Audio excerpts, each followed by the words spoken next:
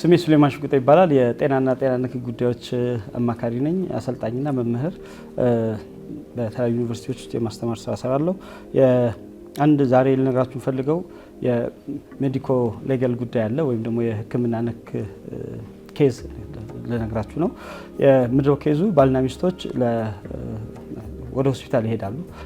ሚስትየው ለመውለድ በምታደርገው ሕክምና ሁኔታ ምክንያት ነው ወደ ጤና ተቋም ሄዱት። እዛ ጤና ተቋም ላይ ሲሄዱ ባለሙያዊና ተፈጥሯዊ በሆነ መልኩ ምጧ ጥሩ በሆነ መልኩ ሄዶ ማህፀኗ ወደም እየከፈተ ስላልሆነ እናትየዋን በኦፕሬሽን የማዋለድ ውሳኔ ያደርጋል።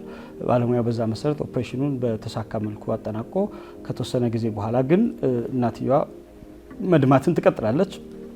መድማትን ስትቀጥል እዛው ከእናትየዋ ጋር ምክክር ያደርጉና እናትየዋም ራሷን ስለምታውቅ ቫይታሏም ጥሩ ስለነበር ያው መድማቷን የቀጠለው እንጂ ራሷን ስለምታውቅ ከሷ ጋር ውይይት ያደርጉና ኮንሰንት ፎርም እዛው አስፈርሟት ውስጥ ገብቶ ሂስቴሬክቶሚ የሚባል ፕሮሲጀር ወይም ደግሞ ማህፀንን የማውጣት ስራ ይሆን ኖርማሊ ደም ከማህፀን ግድግዳዎች ላይ ስለሆነ የመጣው ያንን ደም ለማስቆም በሚቸገሩበት ጊዜ ላይ ማህፀንን የማውጣት ስራ ይሰራሉ።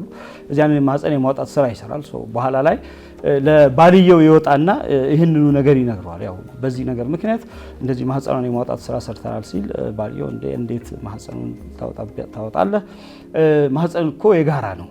እኔ እኮ ባለቤቷ ነኝ። እንደ ቤተሰብ አንድ ማህፀን ያለን ከዚሁ ማህፀን ውስጥ ነው እህትም ወንድምም የምንጠብቀው። ስለዚህ ለምን እሷን ብቻ ታማክራታለህ? እኔንም ማማከር ነበረበት ሲለው ባለሙያው ደግሞ አይ ታካሚዋ እሷ ነች፣ እሷ ደግሞ አቅም አላት ኮንሰንት መስጠት ስለምትችል በዛ መሰረት ሄጃለሁ የሚል መከራከሪያ ያቀርባል። በዚህ አለመግባባት ወደ ኢቲክስ ኮሚቴ ጋር ወደ ጤና ባለሙያ ስነ ምግባር ኮሚቴ ጋር ይመጣሉ። ጤና ባለሙያ ስነ ምግባር ኮሚቴ ጋር ሲመጡ በእርግጥ በሕክምና መርሆች አንጻር ከሄድን ኖርማሊ ሴትም ልጅ አካሏ ነው። በአካሏ ላይ የሚሆነውን ነገር የመወሰን መብት አላት።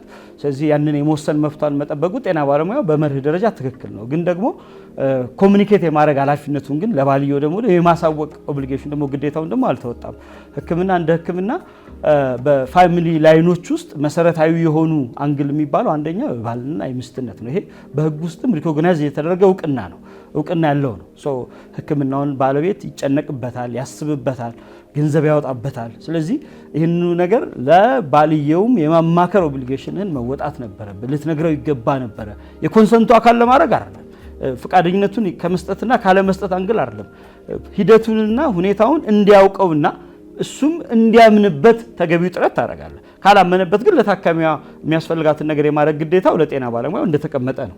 ግን ለባለሙያውም ለባልየውም ግን ለአባትየው የመናገር ኦብሊጌሽንን አልተወጣህም፣ እሱ ነገር ተገቢ አይደለም ተብሎ ተገቢው ማስጠንቀቂያ ተሰጥቶ የታለፈበትን ኬዝ አስታውሳለሁ።